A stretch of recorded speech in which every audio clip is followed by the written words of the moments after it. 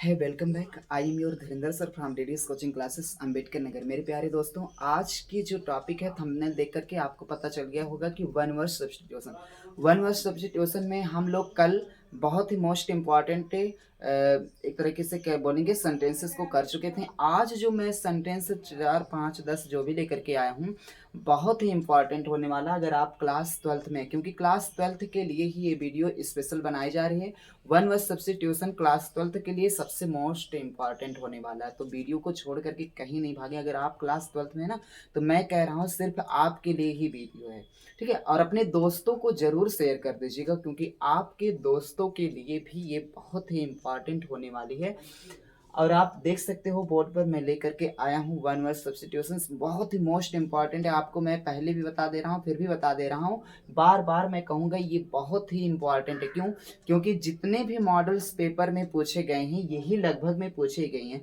2 3 4 video मैं आपके लिए अलग से भी बना दूंगा, इससे एडवांस भी चाहिए, लेकिन मैं कहता हूँ अगर इस वीडियो को आप देख रहे हो तो सच में आप बहुत लकी हो, क्योंकि ये मॉडल पेपर में, हर मॉडल पेपर में लगभग पूछा जाता है। और मैं आशा करता हूं 2025 में भी यही पूछा जाएगा। अगर आप यूपी बोर्ड में हो चाहे सीबीएसई बोर्ड में हो, वन वर्ड सब्स्टिट्यूशन तो पूछा ही जाता है, ठीक है। तो मैं लेट ना करते हुए आपको बता दे रहा हूं कि क्या होगा, ठीक है। ये देखिए क्या लिखा गया है, belonging to the same time. बहुत सारे बच्चों की ये भी दिक्कत होती है, परेशानी होती है कि सर जो ये सेंटेंस है हम पढ़ ही नहीं पाते हैं, तो लर्न कहाँ से करेंगे। इसीलिए मैं बहुत ही इजी तरीके से पढ़ा रहा हूँ और बहुत ही आराम से पढ़ा रहा हूँ। आप लोग बिल्कुल लगे रहिए, आराम से देखिए। Belonging to the same time, ठीक है ना। Belonging to the same time, लंबे समय तक के लिए, है ना, ऐसा बोल सकते हो। या फिर याद करो ना, belonging to the same time कहीं भी देखिए उनको हमको कर लेना कंटेम्पोरेरी, ठीक है ना।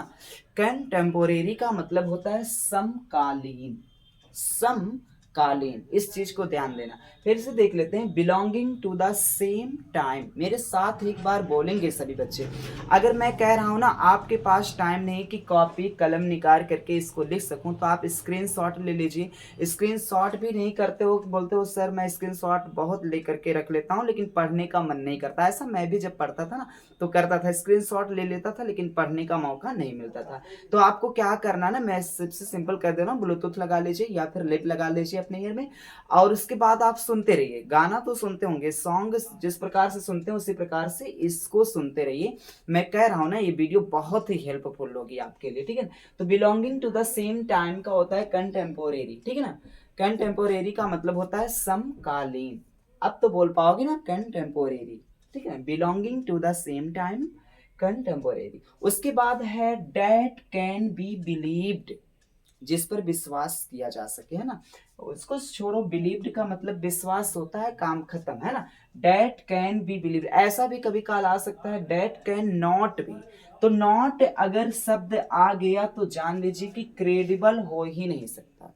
अनक्रेडिबल हो सकता है कुछ समय के लिए, लेकिन क्रेडिबल नहीं होगा, ठीक है ना, इनक्रेडिबल, ठीक है।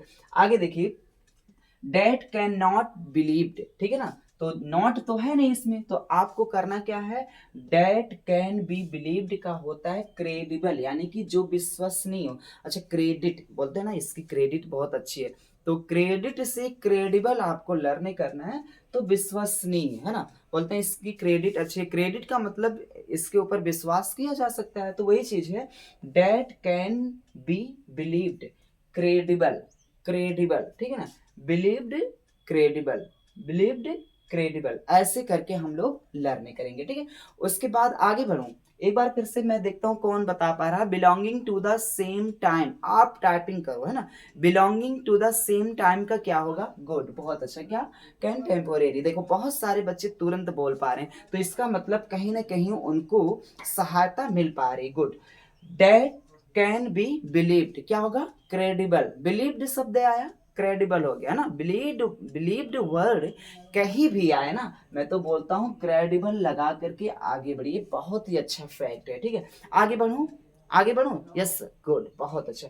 आगे देखो, the state of being unmarried, है ना। अब देखो क्या कितना अच्छा चीज है, the state of being unmarried, इतना आपको देखना नहीं है, बीइंग अनमैरिज वर्ड आप लर्न कर लीजिए। मैं तो बोलता हूँ इतना आपको नहीं लर्न करना, the state of being unmarried, being unmarried आप देखिए ना, बीइंग अनमैरिज देख पा रहे हो, पढ़ो फिर से, the state of being unmarried, good, बहुत अच्छा आप पढ़ पा रहे हो, गुड, बहुत अच्छा। देखो मैं आप ही के लिए लेकर के आया हूँ, जो बच्चे सबसे कमजोर हैं, जिनको लगता है कि मैं इंग्लिश वर्ड को पढ़ ही नहीं पाता हूँ, उनके लिए लेकर के आया हूँ, ठीक है ना। तो the state of being unmarried का होता है सेलिबसी, यानी कि ब्रह्मचर्य, है ना। जो विवाह करे ही ना, यानी कि जो विवाह की अवस्था में हो ही नहीं, उसको हम लोग क्या बोलेंगे, सेलिबसी, अन ब्रह्मचर्य बोलेंगे, ठीक है ना। अनमैरिज, बीइंग अनमैरिज यानी कि क्या बोलेंगे, सेलिबसी, सेलिबसी, ठीक है ना। इतना तो बोल पाओगे, देखो सेल से सेली बना है, बशी बना है, सेलिबसी, सेलिबसी, ठीक है ना। Unmarried, being unmarried, celibacy, being unmarried, celibacy, good, बहुत अच्छा। आगे देखो क्या लिखा गया फिर से, नहीं भाई देखिए, the state of being unmarried कौन नहीं बोल पाएगा, मैं बोल रहा हूं ना, the state of being unmarried पूरा नहीं बोलना, आपको बीइंग अनमैरिज देखना है, और आप सेलिबस से लर्न कर लीजिए। मैं तो कहता हूँ हिंदी भी आपको देखने की जरूरत नहीं, मैं वैसे लिख दिया हूँ, हिंदी भी आपको जरूरत नहीं है, क्योंकि बोर्ड में ना जो पेपर आपका, जो एग्जाम का पेपर बनेगा, उसमें हिंदी नहीं लिख करके आएगा, बस इंग्लिश लिख करके आएगा, ठीक है ना। ये चीज लिखा रहेगा, और ये चार ऑप्शंस रहेंगे, उसमें से आपको ढूंढना पड़ेगा, ठीक है ना।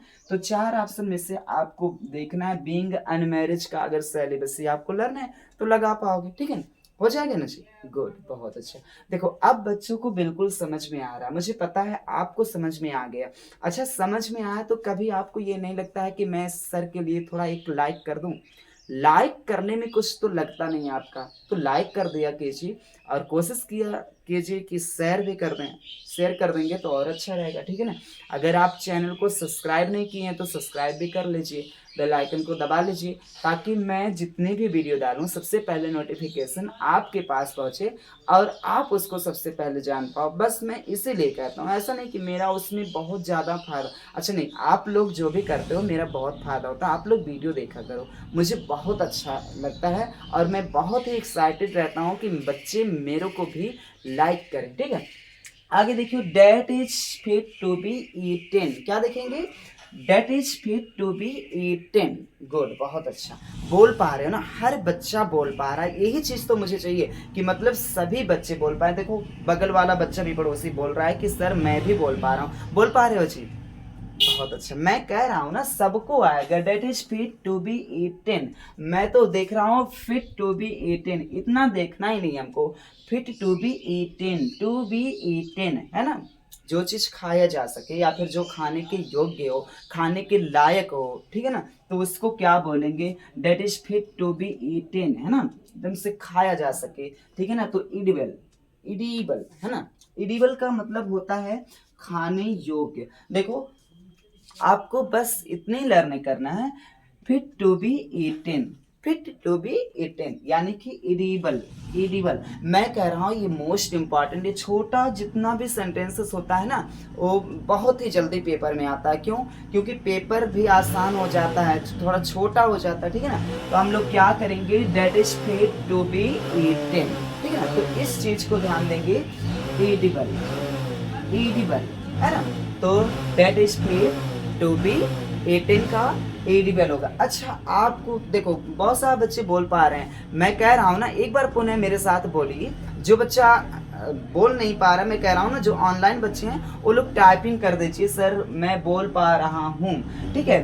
Date is fit to be eaten, that is fit to be eaten का मतलब एडिबल, एडिबल मीन्स, है ना, इसका मीन्स क्या होता है, एडिबल, और खाने योग्य। हम लोग कोई भी वर्ड अगर देंगे, that is fit to be eaten, edible यानी कि खाने योग्य। अगला देखो बच्चों, that can not be read, that can not be read, अच्छा देखो नॉट बी रीड है, ऐसा नहीं वो बोला है कि रीड, है ना, नॉट वर्ड अगर हटा दिया तो पढ़ने योग्य हो जाएगा, है ना, पढ़ने योग्य हो जाएगा, लेकिन ये बोल रहा है कि जो चीज पढ़ने योग्य नहीं हो वो चीज, देखो date can not be read, that can not be read, जिसको एलिजिबल, अपठनीय, पठनीय, ठीक है ना। तो ये इस चीज को बिल्कुल ध्यान देंगे, बहुत ही बारीकी से ध्यान देना है कि नॉट लिखा वर्ड है कि नहीं, है ना। बहुत सारे बच्चे क्या करेंगे, डेट कैन बी रीड कर देंगे, तो गलत हो जाएगा। Date can not be read है तो date can not be read ही होना चाहिए। Date can not be read का रहेगा एलिजिबल। स्पेलिंग बिल्कुल लर्न होना चाहिए। अगर पहला वर्ड ई दे दिया ना तो भी रॉन्ग हो जाएगा, इसलिए आई पहला वर्ड है, दूसरा ई है, तो ये भी ध्यान देना है। एलिजिबल की स्पेलिंग भी, ठीक है ना। तो अपठनीय, एलिजिबल अपठनीय यानी कि जिसको पढ़ा नहीं जा सकता है उसको एलिजिबल बोलते हैं। फिर से देख लीजिए, date can not be read, that can not be read यानी कि एलिजिबल, जिसको अपठनीय बोलेंगे, ठीक है। अच्छा, date can not be here, date can not be here, इसको देखो, जिसको सुना ना जा सके, है ना, जो चीज सुना ही ना जा सके। कभी काल कुछ चीजें ऐसी होती हैं बहुत ही कड़वा होती हैं जिनको हम लोग सुन नहीं पाते हैं। अभी जस्ट कुछ आवाज आपको सुनाई दे पा रही होगी कि थोड़ी सी कड़वा लग रही थी, है ना, लेकिन फिर भी हम लोग काम कर रहे हैं। तो वही चीज है, date can not B heard का मतलब होता है जिसको सुना ही ना जा सके, जो आपको एक तरीके से मैं कह दे रहा हूँ बोर कर दे, ठीक है ना, परेशान कर दे, हैरान कर दे। ऐसी चीज़ों को हम लोग क्या बोलेंगे, date can not B heard, जिसकी आवाज़ मधुर हो ही ना, है ना, तो उसको हम लोग इनऑडिबल बोलेंगे। इनऑडिबल, देखो इन अलग है ना, ऑडिबल अलग है। तो इनऑडिबल का मतलब जिसे सुना ना जा सके, देखो यहाँ लिखा भी है जिसे सुना ना जा सके, ठीक है। तो date can not B heard का मतलब होता है जिसको सुना ना जा सके, इनऑडिबल। मैं कहता हूँ इतना सारा मैंने पढ़ा दिया, अगर आपको फिर भी लगता है कि सर मुझे संदेह है, थोड़ा सा और वीडियो बना दीजिए वन वर्ड सब्स्टिट्यूट्स का, तो मैं और वीडियो लेकर के आऊँगा। बस आप सिर्फ टाइपिंग करते रहिए, आप हाथ को ना चलाते रहिए। मैं कह रहा हूँ जो भी आपको ज़रूरत है बस एक बार मेरे पास चाहे व्हाट्सएप कॉल कर दीजिए या फिर मैसेज कर दीजिए, जिस भी प्रकार से आपको जैसा भी साधन लगे कि मेरे से बात करने का, बात कर लीजिए। मैं उस वीडियो को बना करके यूट्यूब में अपलोड कर दूंगा, आप लोग देख लीजिएगा। और मैं कहता हूँ ना कि अभी बहुत सारा वन वर्ड सब्स्टिट्यूशन बाकी है, लेकिन मैं कह रहा हूँ ये जो मैं लेकर के आया हूँ बहुत ही इम्पॉर्टेंट है, बार बार कह रहा हूँ ये मोस्ट इम्पॉर्टेंट है, इसलिए इसको छोड़िएगा मत। अगर आपने इसको पढ़ लिया है, अगर आपको लग रहा हो कि मुझे बहुत ही फायदा मिला है, इसका मतलब है आपके दोस्तों के लिए भी ये बहुत ही इम्पॉर्टेंट होगा, इसलिए अपने दोस्तों के पास भी शेयर कर दीजिए ताकि उनका भी भला हो जाए। कहते हैं ना, कर भला सो हो भला, इसलिए जरूर करें, ठीक है ना। एक एक बूंद बूंद से घड़ा भरता है, तो मैं जितना सेंटेंस लेकर के आया हूँ उतने सेंटेंस पर आप ध्यान दीजिए। थैंक यू सो मच, फिर मिलेंगे अगले वीडियो में।